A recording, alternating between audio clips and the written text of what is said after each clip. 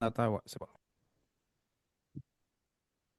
Toute une semaine à la bourse au cours des derniers jours, vous l'avez vu, là, ça a explosé.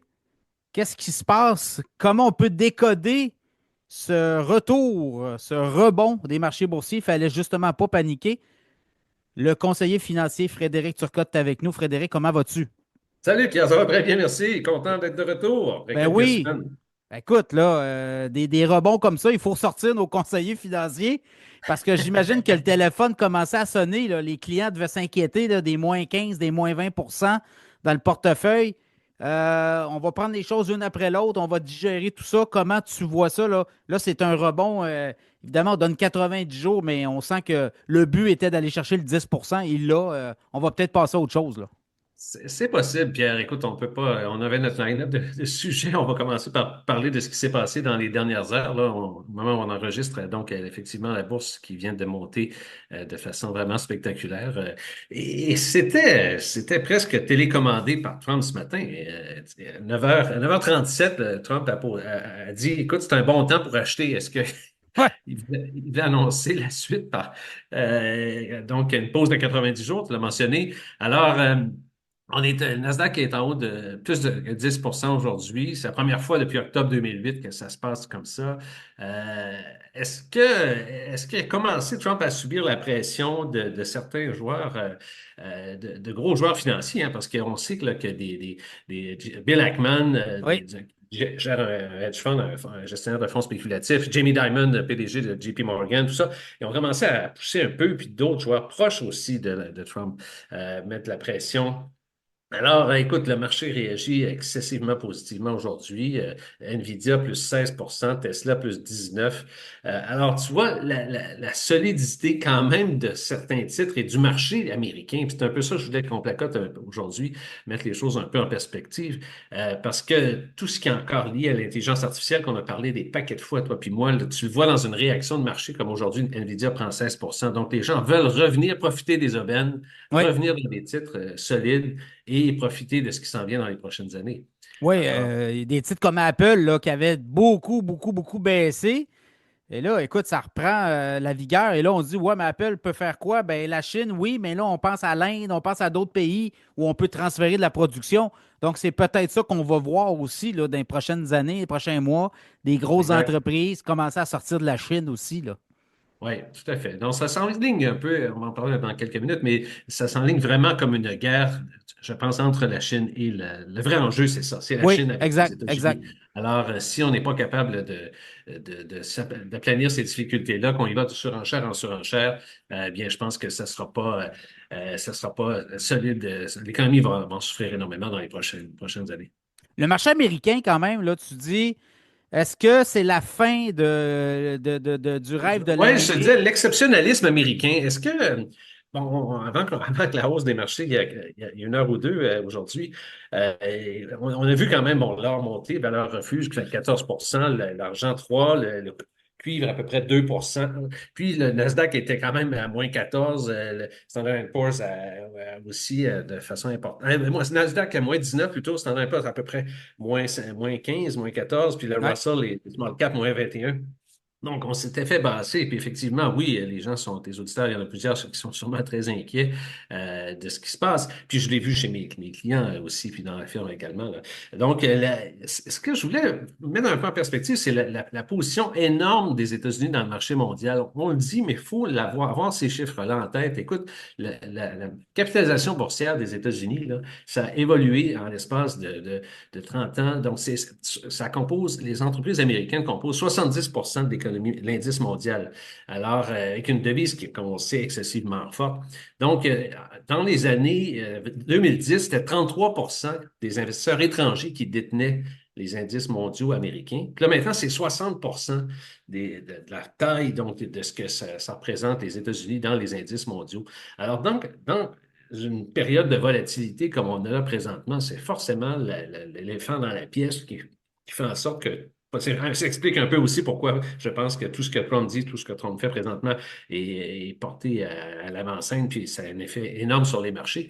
Mais donc, cette place-là donc, que les États-Unis occupent, est-ce que ça va continuer dans cette direction-là? On peut peut-être penser qu'il y a maintenant des courants plus nationalistes qui vont dire, OK, on va diminuer nos positions de stock américain. Mais d'un autre côté, on constate la résilience, comme on l'a mentionné Oui. tantôt dans l'entrevue, la résilience de ces compagnies-là américaines. Et puis, il y a un autre aspect aussi du côté obligataire.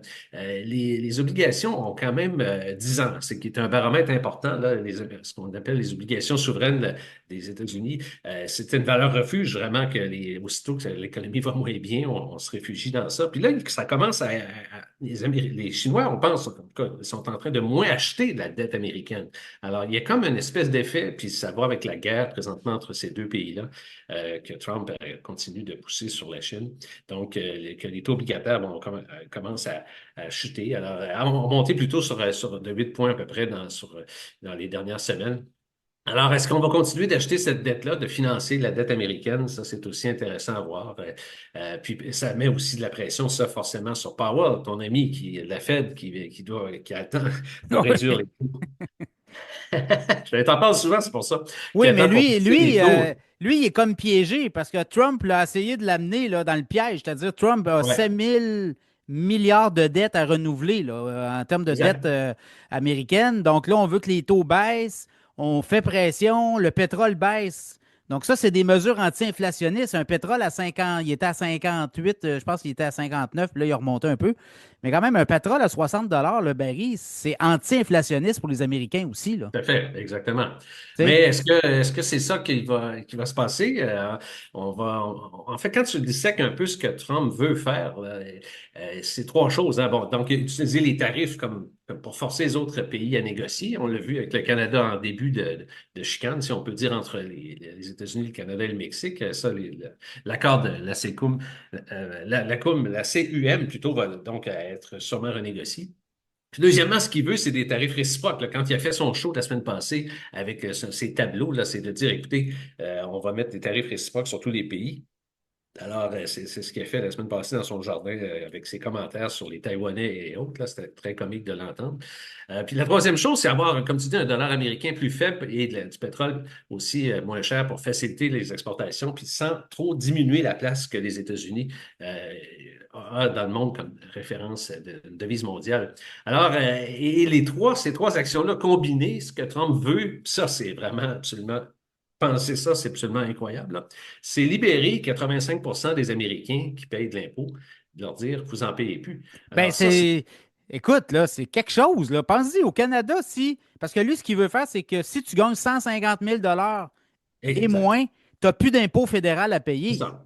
Hey, Alors, écoute, c'est ça. là, imagine si Ottawa faisait ça. Ah, j'augmente les taxes parce que lui, OK, on va payer un petit peu plus cher nos produits parce que j'ai mis des tarifs de 10. Fine, mais vous payez plus d'impôt fédéral, quand même, là. Hmm. Ah, écoute, on peut s'interroger, toi puis moi, savoir si, et puis tous les experts, savoir si ça peut fonctionner, si des tarifs peuvent amener autant de revenus que ce que les 85 d'Américains paient comme impôt. Alors, c'est pas du tout unanime, absolument pas. Les experts disent ça ne marchera pas, c'est une façon de faire ça. Tous les économistes sont contre cette idée-là. Alors, c'est certain que ça amène une inflation énorme aux États-Unis, hein, surtout avec la Chine. Donc, on va diminuer la consommation, probablement, c'est ce qui risque d'arriver, parce que la hausse d'aujourd'hui, là, si on me permet de faire une référence temporelle, là, Oui. c'est pas dit que ça va rester, là. Oui, on s'est donné 90 jours pour discuter seulement avec la Chine si elle veut bien, mais tous les autres pays, donc on bloque, on leur donne du temps pour négocier, mais ça risque, le marché est encore excessivement fragile. On pense que Oui. ça peut tout à fait redescendre et puis être volatile comme ça pendant des mois, sinon une Mais ça année. devenait, tu es d'accord avec moi que ça devenait tenable, là? Oui, On a vu les appels du pied, là. Bill Ackman, on a vu Jamie Dimon, Elon Musk qui se pogne avec Navarro puis le traite de crétin. Je veux dire, ouais. les fissures commençaient à apparaître là, dans le Parti républicain, là. Oui, exact, exact. Alors, écoute, on est là, nous, comme petit pays, avec pas trop de puissance pour négocier aux États-Unis, mais on a aussi, je ne sais pas si tu as vu les chiffres de sentiment des consommateurs, hein, au Canada, ça, c'est un Oui, indicateur avancé, hein. Quand on interroge les gens d'affaires pour leur demander comment est-ce qu'ils voient le futur, les chiffres sont abominablement bas pour les Canadiens, les consommateurs et les entreprises canadiennes. Puis si tu regardes ce que les États-Unis, eux, leur sentiment face au futur, on dirait que les Américains sont comme sur le neutre. Ils se disent, ah, ouais, ça va, il n'y a pas encore de baisse. Il y a un écart de 3 fois. Les Américains sont 3 fois plus optimistes qu'ils l'étaient en 2008, au pire de la crise de oui. 2008. Et les Canadiens ont le sentiment donc de confiance est vraiment dans la cave, plus bas que la COVID. Alors, on peut se demander, mais écoute, c'est typique un peu de l'économie. On est tellement dépendant que pour nous, cette relation d'affaires-là, elle est tellement grande. Mais 78 il de y a quelque chose de l'exportation. plus fondamental. Moi, je pense qu'au Canada, il y a les médias qui ont joué ça trop gros. Et je veux dire, Ouais. quand tu regardes les États-Unis d'Amérique, le Québec, c'est seulement 20 de l'économie du Québec là, qui part aux États-Unis. Le reste, c'est 80, c'est dans le reste du Canada, c'est dans le monde, c'est au Québec. À un Hmm. moment donné, l'économie ne s'écrasera pas, là. Mais on a tellement vendu l'effet, on a Ouais. martelé Trump est un ci, un ça. Les gens ont peur comme la COVID, alors que regarde, les marchés montent, là, puis les portefeuilles vont revenir dans le vert, puis à un Hmm. moment donné, il faut sortir de ça. Je ne sais pas. Je trouve que nouveau Canadien, Québécois, va falloir peut-être aussi être moins, avoir moins les émotions à fleur de peau, puis d'être beaucoup plus rationnel, là. Oui, tu as raison. C'est ça, on est peut-être trop émotif parfois. Peut-être. Donc, pour tes clients qui appellent, tes clients qui disaient, Oui, écoute, -15, -20, on panique pas, même on ben, c'est en certain rachète, que hein? On le rachetait, travail là. du conseil, ouais, le travail du conseiller, c'est dans ces périodes-là qu'il est le plus important, hein. Puis ceux qui gèrent ça de façon seule et émotive sont vraiment désavantagés, je pense. Je veux dire, je prêche pour ma paroisse, là, mais c'est le cas. Puis quand on regarde un peu aussi, on a déjà abordé ces thèmes-là ensemble, mais quand on regarde les périodes de décroissance, on se rend compte que c'est beaucoup plus court que les périodes de croissance à la bourse. Mais ça fait mal. C'est certain que les gens nous appellent, pensent à leur retraite. Ceux qui Oui. sont plus proches de la retraite sont encore plus stressés, peuvent penser peut-être même à des stratégies alternatives de commencer à utiliser la valeur de leur maison pour ne pas utiliser de baisser des portefeuilles qui ont baissé. Donc, c'est une stratégie, ça, des fois, que je discute avec certains clients. Mais quand on regarde historiquement, donc, toutes les crises, écoute, il y a des moyennes, là, généralement, le marché baissier, c'est 11 mois. Ça baisse à peu près jusqu'à -32 dans les pires des cas. Et les marchés haussiers, c'est 3 fois plus. C'est 4,3 années à peu près où on a des croissances de 150. Donc, c'est en relativisant ces périodes-là, puis j'ai un super tableau de Bloomberg là, qui explique ça un peu, où on voit les baisses de marché avec les alignées à peu près avec les récessions, hein. Souvent, ça correspond avec les récessions. Et on voit les périodes de croissance qui montent des taux absolument incroyables.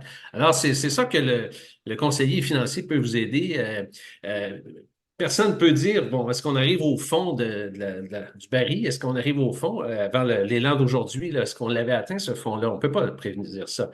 Ce qui est important, c'est d'ajouter de l'argent dans vos comptes et de laisser votre conseiller, les spécialistes, faire des moyennes d'achat puis vous dire, OK, on peut se positionner comme ça pour rentrer progressivement dans des titres que vous avez peut-être acheté trop cher il y a quelques mois. Euh, Quand on achète sur le sommet, ça prend un peu de temps avant de retrouver la prospérité, le gain avec des baisses de 20 à 25. Alors, mais je voulais reparler d'une chose que je pense qui est intéressant aussi pour tes auditeurs, Pierre. C'est l'index de fear, de crainte et de cupidité en français, le Fear and Greed Index de CNN qu'on retrouve sur le site facilement là, en googlant ça. Tes auditeurs vont le retrouver.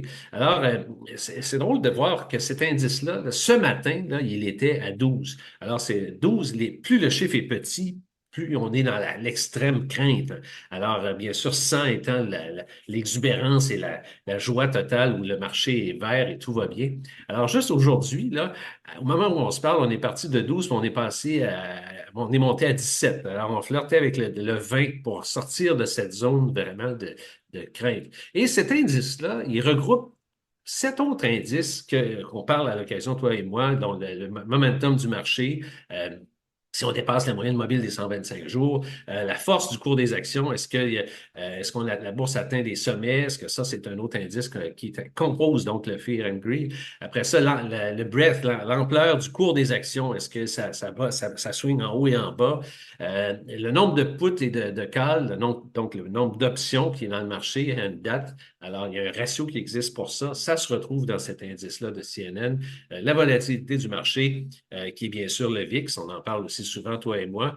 La demande de se réfugier du côté obligataire. Alors, on sait que les actions à long terme, c'est rentable, mais les obligations, ça ne surperforme pas les marchés des actions, mais sur des courtes périodes, ça peut arriver.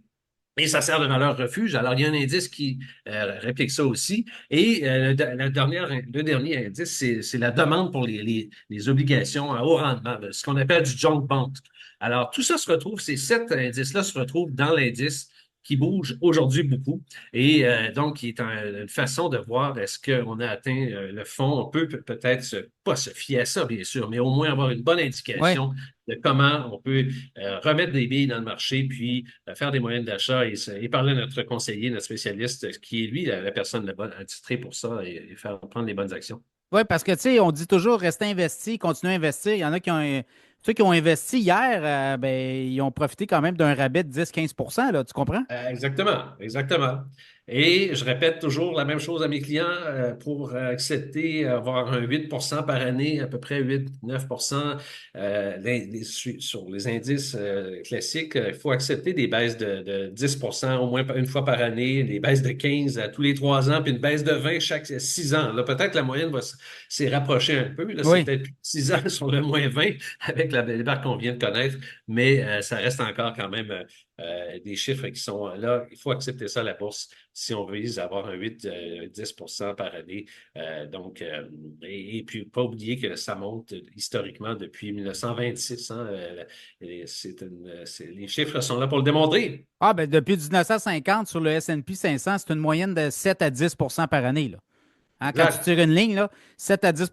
Donc, c'est le prêt payé. Voilà. Frédéric, tout ce qui s'est dit là, ce ne sont pas des recommandations d'achat, hein, c'est ça. Non, c'est ça. Écoute, du contenu que je prépare avec toi oui, à titre de conseiller inscrit chez Valeur Mobilière Peak. C'est des renseignements que je considère fiables et pertinents. Tout ce qu'on discute, c'est d'ordre général et ça s'avère incomplet par rapport à votre situation personnelle. Mais est-ce que c'est pas des conseils d'investissement? C'est pas les opinions non plus de Valeur Mobilière Peak. Et Valeur Mobilière Peak n'est pas responsable du contenu de mes commentaires, Pierre. Mais si on veut avoir Frédéric Turcotte comme conseiller financier, ça se peut. Ça, on peut le Oui, faire. oui, ça se peut, tout à fait. Alors, on est disponible pour discuter avec tes auditeurs qu'ils me contactent donc par email fturcotte 2te en commercial peakgroup.com ou bien le 418-681-8111, poste 253, ou simplement me trouver sur Internet. Là, c'est assez facile. Frédéric Turcotte chez Valeur Mobilière Peak. Puis, je prends rendez-vous avec ces gens-là et sur mon site web aussi. Oui, Et puis, on peut discuter tout simplement pour voir où ça en est, puis voir comment je peux vous aider. FrédéricTurcotte.com, tu fais des consultations par Zoom aussi, hein, on peut Oh oui, réserver. tout à fait. On fait ça, on se parle par Zoom. Et puis, j'en ai de tes auditeurs qui t'écoutent fidèlement chaque semaine. Donc, je suis disponible encore pour en accueillir d'autres sans problème. Frédéric, merci beaucoup. On se reparle. Salut, puis bonne ride boursière. Écoute, on se souhaite Merci, au plaisir, du Pierre. vert en masse. Bye.